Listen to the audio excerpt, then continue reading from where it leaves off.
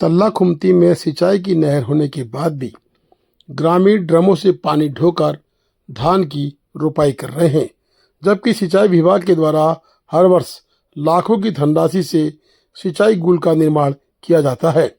बता दें कि पूर्व में इसी गांव के राजेंद्र उर्फ राजू ने सिंचाई विभाग के खिलाफ भी शिकायत दर्ज कराई गई थी। शिकायत क्रमांक 8587-21 है। खुमती ग्राम पंचायत तल्ला खुमती की सिंचाई नहर 2018 से 2024 तक पूर्ण रूप से बंद थी और उस बंद सिंचाई विभाग की उस नहर का 20 लाख रुपया भुगतान भी हुआ था। सिंचाई नहर सफाई और मरम्मत के कार्य 20 लाख से कराए गए थे, परंतु धरातल में कोई भी कार्य नहीं दिखाई दिया। साथ ही किसानों को जो सालाना रकम होती है वे रकम भी जमा की गई, जो कि किसी भी किसान से नहीं लिया गया। विभाग के ठेकेदार के द्वारा अपने ही धन से रकम जमा की गई और सिंचाई नहर को चालू दिखाकर सरकारी धन का दुरुपयोग किया गया। इस तरह के आरोप खुमती के युवा राजेंद्र व अन्य लोगों ने लगाए हैं। किसानों का कहना है कि भारी मात्रा में सिंचाई नहर में रुपये की बर्बादी की जा रही है, परंतु सिंचाई नहर का पानी ग्रामीणों को उपलब्ध नहीं है। क्षेत्र के युवा सामाजिक कार्यकर्ता राजेंद्र ने इस बात को उठाया है और मुख्यमंत्री तक शिकायत की है। नमस्कार दोस्तों, मैं आपको दिखा रहा हूँ खुमती की सिंचाई गुल, जो भी पूरा सूखा पड़ा हुआ है। यहाँ लोगों की रोपाइयाँ चल चुकी हैं, लेकिन सिंचाई नहर में पानी तक का बूंद नहीं है। विभाग और ठेकेदार द्वारा इस सिंचाई नहर में हर वर्ष कार्य तो कराया जाता है, लेकिन ग्रामीण जनता को एक बूंद पानी तक नसीब नहीं होता है। आज मैं आपको पूरी वीडियो में दिखाता हूँ कि ग्रामीण किस प्रकार से अपनी रोपाई को पीने के पानी से रात को ड्रम भर रहे हैं और उसके बाद दिन में उससे रोपाई लगा रहे हैं। मैं पूरी वीडियो आपको दिखाता हूँ। ये खुमती की रोपाई देखिए, इस प्रकार से रात को ड्रम में भरे जा रहे हैं और उसके बाद दिन में रोपाई लगाई जा रही है। ये हाल है हमारे खुमती रोपाई के। हर वर्ष सिंचाई नहर में कार्य तो हो रहा है, लेकिन इस प्रकार से देख सकते हैं आप कितनी विडम्बना है किसानों के लिए कि रात को ड्रम भर रहे हैं पीने के पानी से और दिन में उसके बाद रोपाई लगा रहे हैं। मैं पूछना चाहता हूँ सिंचाई विभाग से कि आप नहर में क्या काम कराते हैं। अब शायद ये सारी रोपाई पूरी हो जाएगी, उसके बाद आपकी सिंचाई नहर में पानी आएगी। धन्यवाद।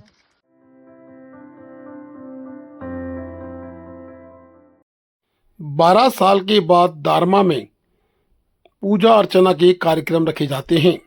पूजा अर्चना के कार्यक्रम में मुख्य अतिथि के रूप में क्षेत्रीय विधायक हरीश धामी व उनके अन्य साथी पहुंचे। बता दें कि दारमा के सीपू गांव में पूजा अर्चना के साथ एक बड़े उत्सव का कार्यक्रम रखा गया था। क्षेत्रीय विधायक हरीश धामी ने उस पूजा अर्चना के कार्यक्रम के साथ साथ उत्सव में भी अपनी भागीदारी ली।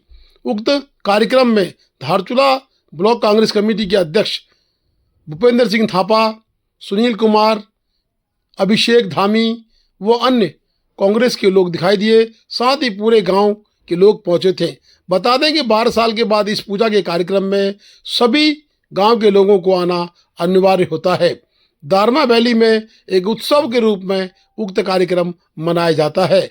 उक्त कार्यक्रम में क्षेत्रीय नागरिकों के साथ साथ स्थानीय लोगों के साथ साथ जो दूर दराज में कर्मचारी हैं, जो कि उस गांव के रहने वाले हैं, उनकी भागीदारी भी अनिवार्य रहती है। दारमा में एक उत्सव का माहौल हफ्तों तक चलता है। साथ ही अतिथियों की भी सेवा लगातार की जाती है। सीपू गांव का एक दृश्य आपको दिखा रहे हैं कि विधायक हरीश धामी सीपू गांव में जनता को संबोधित कर रहे हैं, जनता को धन्यवाद ज्ञापित कर रहे हैं। साथ ही दारमा के देवी देवताओं का भी आह्वान कर रहे हैं।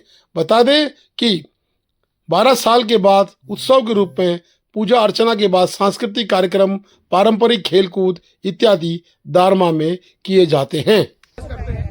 मैं पहली बार गुरुजी के साथ मिला था। आज हमारे स्वर्गीय कैलाश राव जी हमारे बीच नहीं है, वो तो मेरे एक गार्जियन भी थे। गुरुजी ने ही मेरे गुरुजी के साथ उन्होंने मुझे मिलवाया। अब तो गुरुजी रिटायर भी हो गए हैं, तो एक ये संबंध है आपस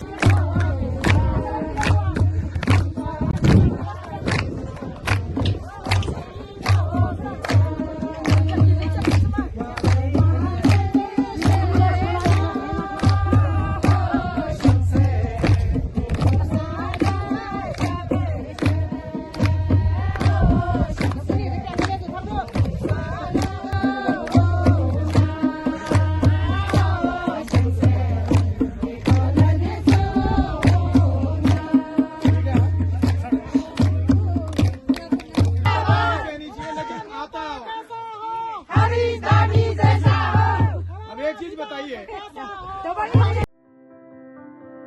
नैनीताल हाईकोर्ट के न्यायाधीश आलोक कुमार पहुंचे दारमा। दारमा में पारंपरिक रूप से आलोक कुमार न्यायमूर्ति का स्वागत किया गया। उनके साथ स्थानीय दुखताल जो कि बार क्लब के सदस्य हैं वो भी पहुंचे थे। बता दें कि आलोक कुमार अपने परिवार के साथ दारमा विजिट में आए थे और उन्होंने दारमा की सुंदरता की बहुत तारीफ की है। दारमा के लोगों ने पारंपरिक पगड़ी पहनाकर उनका स्वागत अभिनंदन किया। बता दें कि आलोक कुमार हाईकोर्ट के वरिष्ठ न्यायाधीश हैं।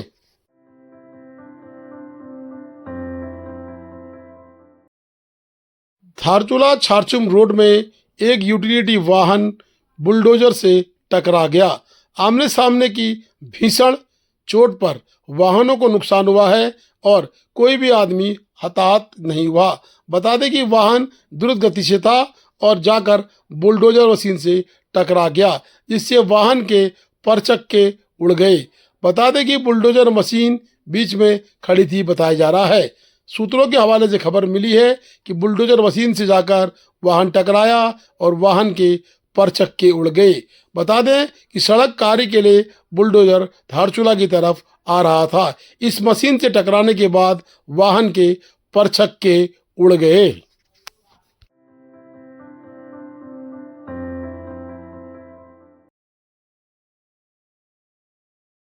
सामाजिक कार्यकर्ता, पूर्व ब्लॉक प्रमुख, पूर्व राज्य मंत्री को विनम्र श्रद्धांजलि अर्पित की गई। बता दें कि कुंदन सिंह बथियाल जी का एक रोड दुर्घटना में शरीर परलोक सिधार गया। आज उनके उक्त श्रद्धांजलि कार्यक्रम में सभी समुदाय दलों के लोग मौजूद दिखाई दिए। वर्ल्ड ओलंपिक डे के तहत गुंजी में विभिन्न कार्यक्रम किए गए। वर्ल्ड ओलंपिक डे के तहत गुंजी के कार्यक्रमों को गुंजी के आईटीबीपी के द्वारा प्रायोजित किया गया। आईटीबीपी के द्वारा सभी स्थानीय लोगों के साथ साथ खिलाड़ियों की भी हौसला अफजाई की गई और खेलने वाले प्रतिभागियों को सम्मानित भी किया गया।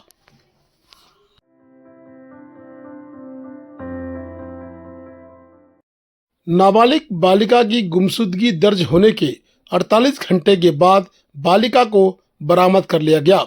बालिका का मेडिकल परीक्षण कराने पर दुष्कर्म की पुष्टि हुई है। बता दें कि उसके उपरांत अभियुक्त की तलाश सीसीटीवी फुटेज खंगालने के बाद की गई। तत्काल अभियुक्त की गिरफ्तारी भी हुई। 48 घंटे के अंदर अभियुक्त भी गिरफ्तार हो गया। अभियुक्त होशियार सिंह निवासी धोनाड़ा पिथौरागढ़ का रहने वाला है और आदतन अपराध करने का आदि है। अभियुक्त पर पूर्व में भी कुकर्म के मुकदमे में 5 वर्ष की सजा हो चुकी है। अभियुक्त विभिन्न जेलों में सितारगंज, हरिद्वार, अल्मोड़ा, नैनीताल इत्यादि में रह चुका है। अभियुक्त अभी हरिद्वार से एक निजी मुचलके में 15 दिन के लिए रिहा किया गया था। अभियुक्त ने पिथौरागढ़ पहुंचते ही वारदात को अंजाम दे दिया और एक मासूम बच्ची को अपने हवस का निवाला बना दिया। बता दें कि इस तरह के आदतन अपराधियों को छूट भी सरकार या क्या पुलिस की सह पर मिलती है। ऐसे अभियुक्त के खिलाफ कड़ी से कड़ी कार्रवाई की मांग आमजन ने की है। अभियुक्त पूर्व में से ही इस तरह के कुकर्म करने का आदी है। जेल में भी किसी कैदी के साथ कुकर्म करने का प्रयास अभियुक्त ने पूर्व में किया था। इरादतन अभियुक्त की हिस्ट्री बहुत गंदी बताई जा रही है। वहीं लड़की की जिंदगी भी बर्बाद कर दी गई है। अभियुक्त द्वारा कारित उपरोक्त घटना में दंड की अवधि लगभग, होशियार सिंह द्वारा कारित घटना में impressment of the reminder of prison nature life, jail में रहना अथवा मृत्युदंड तक का प्रावधान है, जिससे संबंधित धारा 65/2 बीएनएस तथा 5/6 पॉक्सो एक्ट की वृद्धि विवेचना में की जा चुकी है। अब देखना है कि अभियुक्त को कोर्ट कितनी सजा देता है। इरादतन अभियुक्त को मृत्युदंड के सिवा कुछ नहीं मिलना चाहिए। इस तरह की मांग लगातार जनता कर रही है।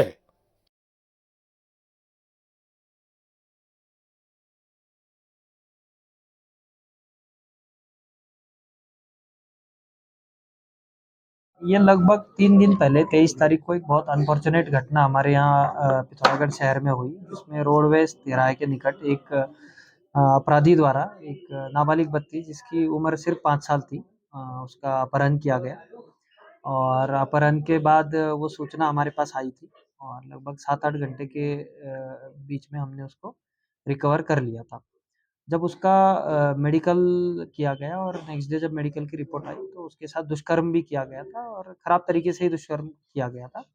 इसमें लगभग 4 अलग-अलग टीमें हमारे इंस्पेक्टर पिथौरागढ़ कोतवाली के नेतृत्व में बनी और अथक मेहनत से हमने फिर अपराधी को भी ढूँढ निकाला। तो इसमें जो पहले मिसिंग लिखी गई थी उसमें पोक्सो की धारा भी बढ़ा गई। ये अपराधी जो है वो इसी प्रवृत्ति के अपराध करने का आदी लगा। ये 2022 में भी इसने इसकी इस तरह की हरकत यहाँ पिथौरागढ़ में की थी, जिसमें वो 7 साल की सज़ा भी उसको हुई थी और वो हरिद्वार जेल में बंद था। पर लगभग 1 महीने पहले वो जेल से रिहा कर दिया गया। अब वो बेल पे रिहा हुआ और उसके बाद उसका क्या हुआ उसकी भी जाँच लगभग 1 महीने में, अगर उसने और भी कहीं जगह पे ऐसी चीज़ें की है, उसकी जाँच भी की जा रही है। तो अभी तक के समय के लिए तो हमने उसकी गिरफ्तारी करके उसको फिर से न्यायिक हिरासत में भेजा जा रहा है। पीड़िता अभी हॉस्पिटलाइज़्ड है और वो हेल्दी है अभी, आउट ऑफ डेंजर है।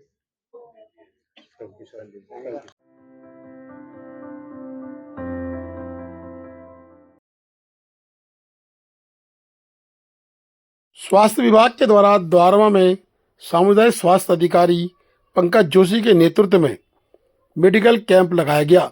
बता दें, उक्त मेडिकल कैंप में दारमा वासियों को निःशुल्क दवाइयां इत्यादि दी गईं। स्वास्थ्य अधिकारी बोन श्रीमती नीलम चंदोला और साथ में एएनएम सीता, एएनएम मंजू और सभी आशा गो बोन दुख्तू फिल्म की मौजूद रहीं। मेडिकल कैंप में सैकड़ों की संख्या में लोगों ने फायदा उठाया। धारचूला रोड में जाजर देवल के समीप अचानक उखड़कर पेड़ रोड में आ गिरे। इससे पूर्व भी कई बार ऐसी घटनाएं हो चुकी हैं।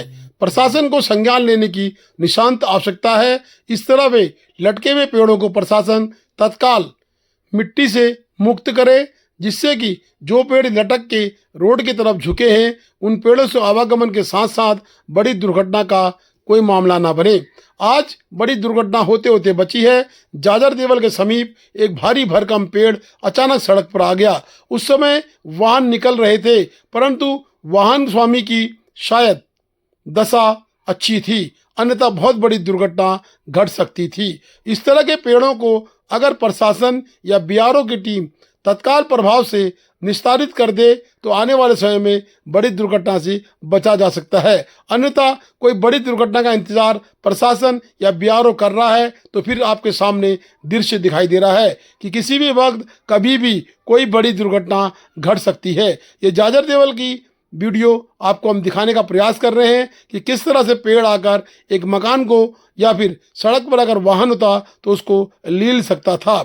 इस तरह से जड़ें उखड़ रही हैं, किनारे में पेड़ हैं जो कभी भी खतरे का सबब बन। Please do like, share and subscribe DCL News.